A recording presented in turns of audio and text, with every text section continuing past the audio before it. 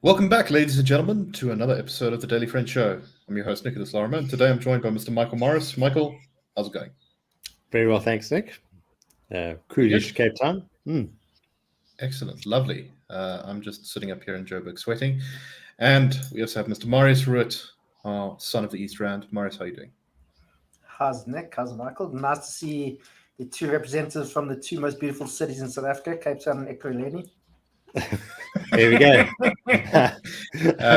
As the kids say, Marius, big if true. So today is, of course, the State of a Nation address, which we will get onto in a little bit. But let's dive into a little news story that I saw that I thought was just kind of proof. It's a nice distillation of where South Africa's problems are at the moment. So the Auditor General's Office has looked into a 3.2 billion rand bailout, which was given to the South African Broadcasting Company, the SABC. And it found that despite getting over 3 billion rand in bailout, the SABC's internal finances don't appear to have improved much at all.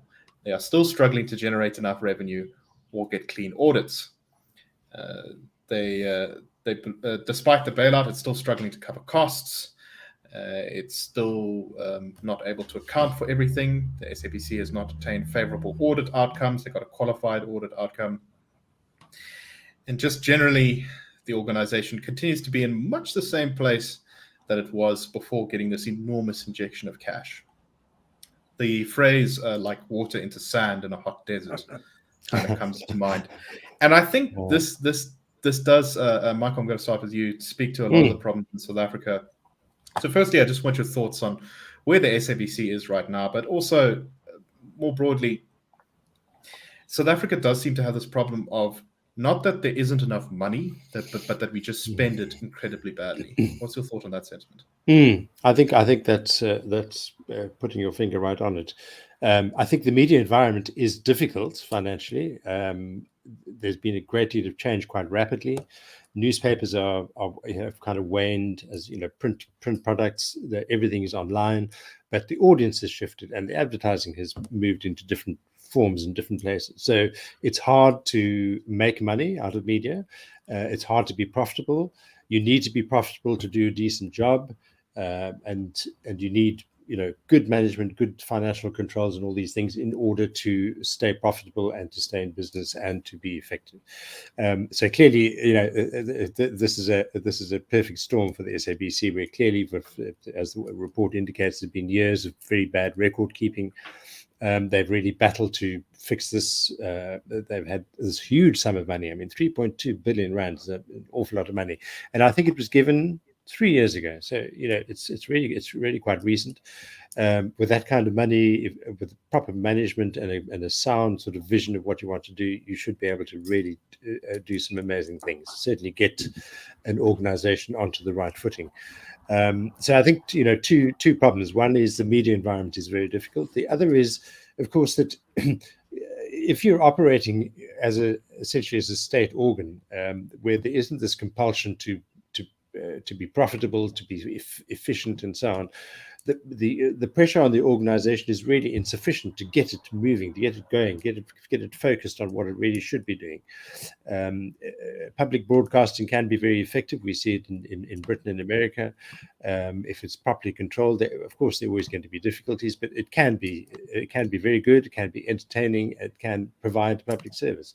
But for that, you need to have that crisp vision, independence of view as well. You touched on earlier. I can't remember if it was in our chat before the show began, but the idea that if you're constantly worrying about serving your master, your political master, then it's going to be a disaster. You're going to be taking your eye off the fundamentals of what you should be doing. And here we see proof of this. The consequence is that you can be given 3.2 billion, and in 3 years there's no improvement in your performance. So it's really quite tragic, actually. No, indeed. And one of the interesting little phrases that's sort of contained in the reporting on this is that the SABC faces, quote, internal control deficiencies that stop it from achieving clean audits. Yeah. Which I think is a very nice way of saying that people aren't doing what they're told. Yeah. Marius, what do you make of all this? Yeah, I mean, I think it's also spot on what Michael says. I think the SABC, as far as I know, has been losing viewers. I think radio is a bit of a different story because a bit more of a captured market there, I think, to a large degree. But with viewers and so on, I mean, the group, the news editor-in-chief for the SABC, a lady called Patiswa Magopeni, she was fired a couple of months ago because she was not following the instructions from the Tuli House. I mean, I doubt there was anything that was official, or she was getting emails from Jesse Duarte every day, or whatever the case is. But I do know that the ANC, they have complained about the kind of coverage they've been getting on the SABC. And basically, their complaint is that the SABC has been too fair. They haven't been saying the ANC is this, the great liberator of all South Africans, and the DA is basically the National Party in disguise and what have you. They were acting as a proper news organization, which is balanced and so on. And that obviously the ANC didn't like that, which saw this lady getting fired.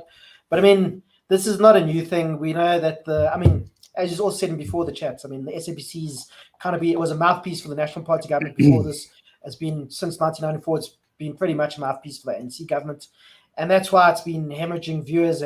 But it also, it also comes down to poor management. It could also have been, even if it was a mouthpiece for the ANC government, it could have still been run properly. You could have made sure that procurement policies were followed, that there were all the people working there were contributing, and they weren't like dead weights or what have you. But it's clear that hasn't happened. And I mean, I don't want to cast aspersions on Paul Claudio Motsoeneng, but if you just watch interviews of the guy, and the guy doesn't make any sense. It's like you can't string a sentence together. I've never met the guy, and I don't want to try diagnose him to some issue from the computer or whatever. But it boggles the mind that a guy like that was running a very complex organization with billions of rands in budgets and so on. And, and also he gave himself raises of I don't exactly remember the numbers, but like a 50% raise in 1 year and all this kind of thing. So, I don't think anybody listening to this is surprised what's happened in the SABC. And, maybe I should just get trimmed down to maybe one or two TV stations, a couple of radio stations which don't really broadcast in languages that the private radio stations don't broadcast in. So the ones in whatever it might be, Venda or Ndebele or Oza or Zulu, whatever the case is, maybe they keep those kind of radio stations for people to get information. But I think the SABC, it's I don't know how much value it provides. And also one could argue that the SABC is there to help homegrown television and so on. But I mean, they've also cut back on that kind of thing. I've also heard, I believe it was Seven Dolan had to, stop production a couple of years ago because they just weren't getting paid. So they're not even fulfilling that that obligation to help, homegrown South African television and actors and so on. So just shut the whole thing down, and we can use that money for something else. I don't know. To quote Claudio Motsoeneng himself, there is only one Claudio. Sorry, just on that note, did you guys know Claudio's political party won a couple of seats in Harrismith last year?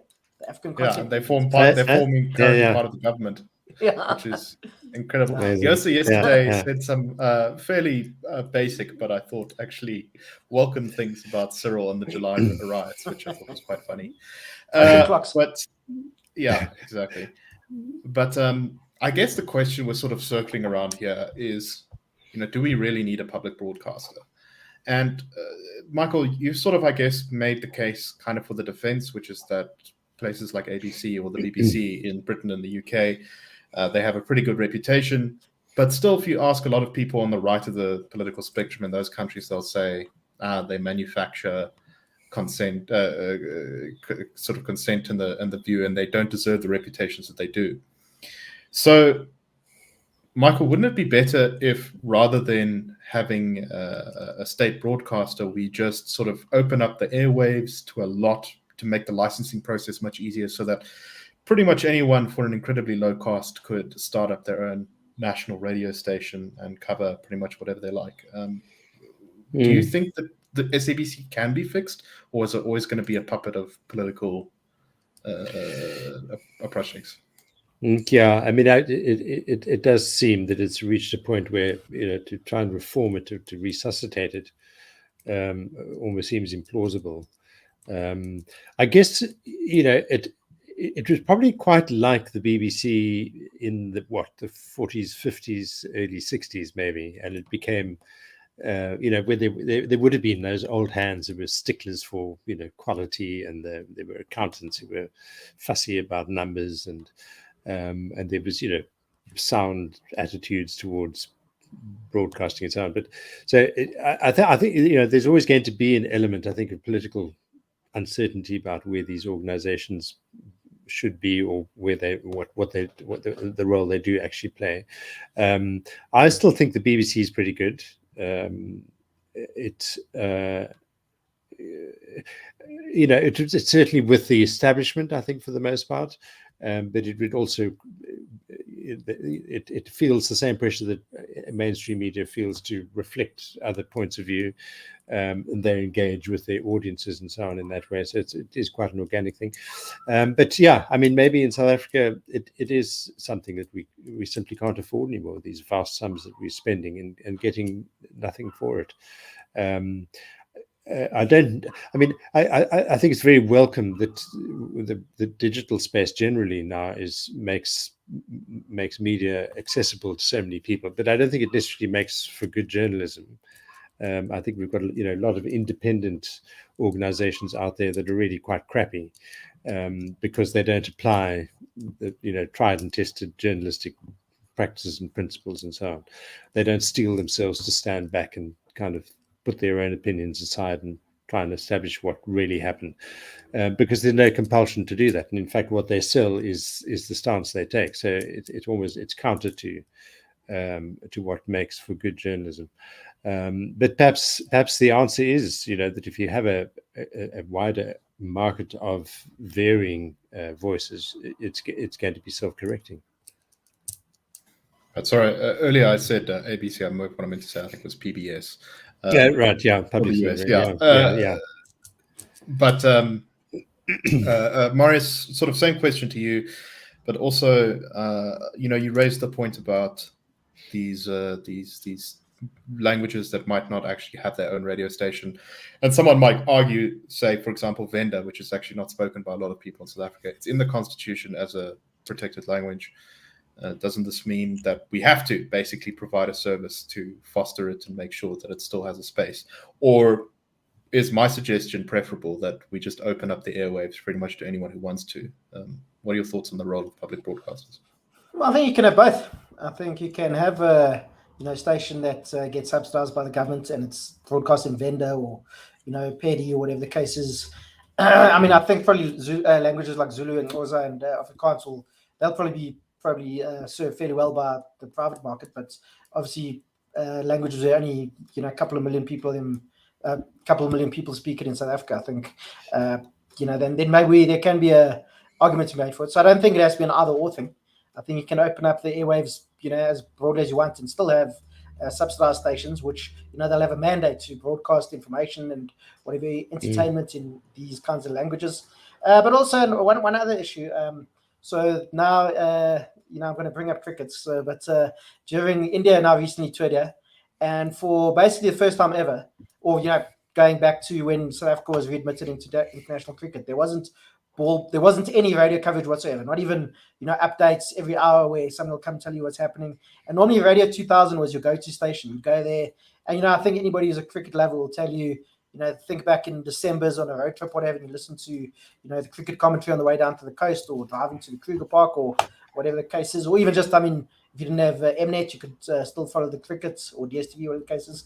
Now they didn't even do that. And I think that is one of the things, there was no cricket commentary whatsoever. And I think that is something a public broadcaster has to do it. I'm lucky enough to have access to DSTV, so I could follow the cricket.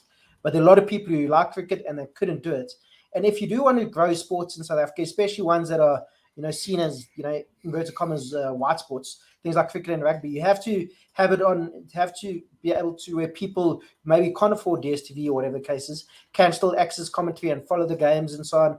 And SABC didn't even do that this year. And then you got to ask yourself, what's the point of it? They've got to be doing these things, even if it's not profitable. The point of them is to subsidize things that maybe aren't profitable, but still have a public interest. So like broadcasting in Venda, or having cricket commentary for the test matches, or whatever the case is. Yeah, I think the purpose of the SABC at the moment is to launch political careers like that of Hlaudi Motsoeneng, anyway. Dalian Porfu as well. Let's not forget Dalian Porfu. Also rinsed the SABC for 13 million rand, I think it was. Nice work if you can get it. So let's move on now. So today, of course, is the State of the Nation address. We did talk about it a little bit on the show yesterday. Sarah and Gabriel talked about what they hoped would be in the State of the Nation address, although it's probably not very likely to be in it. But I wanted to focus on, so one of the things that's kind of popping up in the news today is lots of photos of the preparations for the SONA. And this is a topic that kind of comes up every year, but the enormous expense and ceremony and pomp and everything that goes into the State of the Nation address. Lots of roads are blocked off, the police are everywhere, the army is out, jets are flying overhead, there's bands playing, people are walking around in their best as though it's a fashion show. A lot of people get very upset with this. They say we're a country that's bust, pretty much. We've got a country with an enormous amount of poverty. Why should our literally political elite be sort of walking around in fancy clothes when the country's in this dire state? Marius, you have a bit of sympathy for SONA. What are your views? What do you make of the criticism? Well, I mean, I did, but then when we had our pre-broadcast chat, I mean, you did, I think, brought me around to your way of thinking. I mean, I was just saying, I think it's nice to have kind of pomp and ceremony every now and again, and it's one day a year. But I mean, I think you make a very good point that we really can't afford this kind of thing at the moment. I mean, you can't argue with it. South Africa's broke. We don't have any money. The government basically can't pay for anything. So having this big thing where half of Cape Town's closed down, and all the politicians come in there, all their finery, just to have photos taken of them, maybe it's something we shouldn't do. But at the same time, then also makes you realize how foolish a lot of people in our political class is. I don't know if you remember a couple of years ago, Malusi Gigaba. It is quite revealing, isn't it? Exactly. Malusi Gigaba was the Minister of Public Enterprises, and he arrived at SONA in a pilot's uniform, like a child playing dress up or something. And just like, if you think about it, you just like, it's so bizarre. Like, I mean, imagine this happening in any other country in the world. Imagine the Minister of Defense arrived in a sailor's uniform or something like that, or whatever the case might be. It actually boggles the mind. So maybe we need it just to show us that the political class aren't they're not there because they're the best and the brightest. They're just people who managed to somehow managed to hold on to making their way up the greasy pole, and smashing the greasy ceiling. Maybe, I don't know. Yeah, I must say, I do think it is actually important. I think there's a sort of difficult to quantify benefit that comes from having grand national ceremonies that make everyone feel for 5 minutes like we do live in a proper country with a proper state. So, in a certain way, I also am a little bit hesitant to bash it. But Michael, you made the point before the show that considering the situation we're in, at least for 1 year, it might be good to maybe tone things down a bit. And I hear your point, and Marius, there is that kind of something quite hard to put your finger on, quality about pageantry and these kind of national kind of feast days, if you like, to think in terms of the kind of church calendar. But yeah, looking at the Times Live piece today, the top pictures of the troops rehearsing in the foreground, and they frame in the background a homeless woman with a sort of cardboard paraphernalia and a bit of black plastic around her knees. And that kind of brings home to you, that perhaps it would be something that would actually be very meaningful on a national scale would be some kind of gesture to say we're actually scaling this down. We're doing away with a great deal of the pomp, and we're going to focus on the content of the speech. And this is the moment where we need to take ourselves seriously, take our problems seriously, introduce new ways of doing things, and this is going to be part of it. So there is that. But I can see both sides of this argument. Maybe there's a question to ask: do we even need a SONA? Because I think I would probably something like Gareth van Orton's done it and looked at what promises have been made in the SONA and what has actually been followed through. And I think very little of it is ever. They come with these big things, whatever. South Africa's going to put a man on Mars by 2025 or whatever the case is. Smart cities. Exactly. And I'm just thinking back. I remember it was Jacob Zuma when he was still president, and he was reading the State of the Nation address, and then he started talking about ABSA. But actually in the text was DBSA, the Development Bank of Southern Africa. But just showed you that he hadn't even gone through the text once. Because surely if he had, he would have known, like, oh, no, okay, this is actually DBSA, it's not ABSA. It just shows you, like, obviously, I would imagine some of Ramaphosa is a bit different. But Jacob Zuma probably just had this thing shoved in front of him on the way to Parliament. Read it, there we go, cool, whatever. With Ramaphosa, I would imagine he's probably got a bit more input. And, whatever you think about Cyril Ramaphosa, I think he's probably a bit more of a thinking man than Jacob Zuma was. But, so, do we even need a SONA? We know it's going to... We all know there's going to be a whole bunch of hot air and with promises that aren't going to be kept. And, and it's going to be ridiculous promises. Like I say, South Africa will have a man on Mars by 2025, or a smart city built, in the Northern Cape, or, we're going to build a bridge to St. Helena, whatever the case is. Bridge to St. Helena would be pretty impressive. Anyway, so something to think about as you watch all the politicians strutting their stuff this evening. Right. So earlier this week on Monday, there was a discussion on 702 on Bongani Bingwa's show about a idea coming out of government to restrict foreigners in certain parts of the economy. Now, we discussed the merits of that case on Monday, but there's been an interesting little development in the story, which is a petition has been launched just after the show in response to Bingwa's discussion. So Bingwa originally tweeted just leading up to the show, South Africans only, job reservation back in our law. President Ramaphosa apparently considering an announcement to exclude foreigners from certain categories of work. Government jumping on the xenophobia bandwagon, ? What will this mean for investment? And then you said the next day on Twitter, here's the thing, foreigners don't vote. Going after them, especially the vulnerable ones who are here fleeing from certain imprisonment, torture, or death is easy. You gain currency with desperate voters, and you keep them at bay for a while.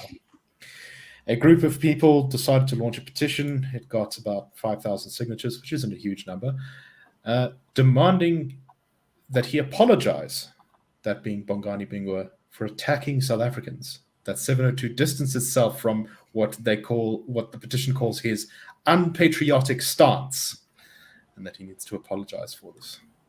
Now, on the Monday show, we kind of talked a little bit about how there are good points on both sides of this discussion. There is far too much illegal immigration, but at the same time, foreigners also contribute a lot to our economy and our society. So what I fear about this discussion is that if we go everyone who says, this law is bad is unpatriotic, we're going straight to stupid town. And we're not going to get out of it anytime soon. Michael, what do you make of this? Yeah, I absolutely agree. There's also this bizarre fixation these days with trying desperately to extract apologies from people, which I think is just crazy. You want to encourage people just to get on and talk about these things, for heaven's sake. But there's this desperate effort to stop them, and once you've stopped them in their tracks, you kind of try to extract this apology for having been offensive or whatever it might be. I think it's a very important topic. It's not easy, I don't think. I am persuaded by the kind of argument that our columnist Ivo Vector advanced at the end of January, 28th of January, very good piece in the Daily Friend, if you didn't read it, where he talks about, how wrong-headed so much of the anti-immigration argument is.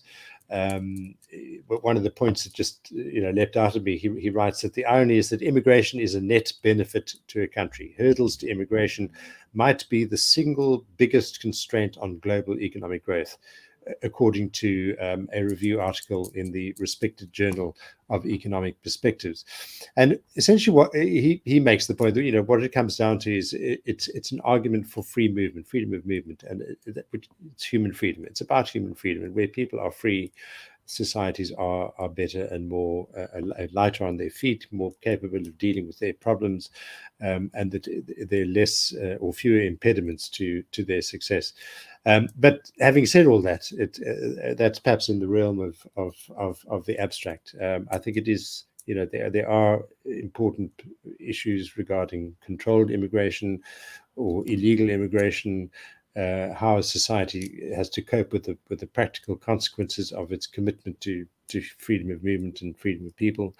But the way to do it is to talk about it, not to threaten people to try to get them to shut up, or to get their employers to get them off air. So yeah, on the way to stupid town, as you say. So Marius, I see one of our commenters, Vic, says, also anyone who says the law is xenophobic or anyone who supports it is xenophobic also takes us to stupid town. Do you agree? Well, it depends what we're talking about here. If we're saying any law to restrict, I think the employment of foreigners, including legal foreigners in certain occupations, I think that is xenophobic. And I think it's one thing to say that you shouldn't let people shouldn't hire legal foreigners or legal immigrants, which I think is fair enough. But I think we're getting to, and also what people like Omar Shaba are saying. I saw he tweeted the other day complaining that their foreigners work in the Department of Education. As long as they are people who are legally, and they got their job through above board means, then I don't see it's a problem. And I mean, it's a fact. Immigration of skilled people is a boon to a country. When we're talking about uncontrolled immigration of maybe low skilled people, then we can start talking about is it good. But I mean, I don't know what the exact number is, but something like 60 or 70% of patents filed in the US in the last 20 years were by people who were born outside the United States. Because in general, the US is still seen as attractive to people who want to go make their fortune there, whatever. And I mean, I think we can all agree, Elon Musk, whatever you think of him, wouldn't have done what he's done in the world if he had stayed in South Africa, or even just gone to Europe or Australia, whatever the case is. The US was the place he had to go if you wanted to build things like SpaceX and all this kind of thing. So I think there's definitely a question to be spoken asked about skilled migration versus unskilled migration. And I think a mistake that the UK made in, I think it was about 2003, 2004, was that they allowed, when countries like Poland and Romania were admitted to the European Union, they said those people can immediately come work in the UK with no restrictions, whatever you, where the rest of Western Europe, they still had some restrictions on people from the old Eastern European countries, where the UK didn't have that. So there was lots of people from Eastern Europe moved to the UK. When I lived in the UK, there were lots of Poles there, doing all above board jobs, doing, they were like decorators or plumbers or whatever, or mechanics or whatever the case was. But there's, this also counterfactual, so it's hard to prove. But if the UK hadn't done that, would there have been Brexit in 2016? I think there's arguments made that there maybe wouldn't have been. So, yeah, this is a very complex issue. Overall, immigration is a net benefit. But I think, you do still need secure borders, and people who do come to a country need to do everything the right way and, make a contribution to the country.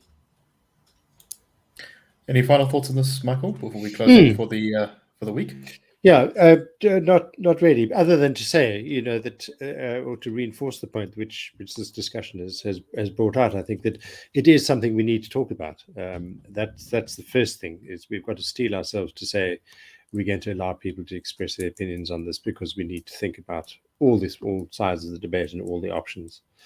And trying to shut people down is not going to help. Right. Now, I think that's really important, which is, while I agree that the particular piece of legislation that seems to be coming out of government is bad, and I would call it xenophobic, that discussion of this issue and favoring a more restrictive stance in, say, our borders, or at least a more secure border for a start, is definitely not xenophobic. And that if the discussion just becomes, you're unpatriotic, you're xenophobic, we're not going to get anywhere on this. Mm. But anyway, that's all the time we have for this show. So thank you very much for listening. We hope that you found it interesting. We hope that you enjoyed it. Please like the video, subscribe to it if you did. We'd also love to hear your feedback in the comments. And I hope that you all have a wonderful weekend. We'll see you next week on the Daily Friend Show. Cheers, everyone.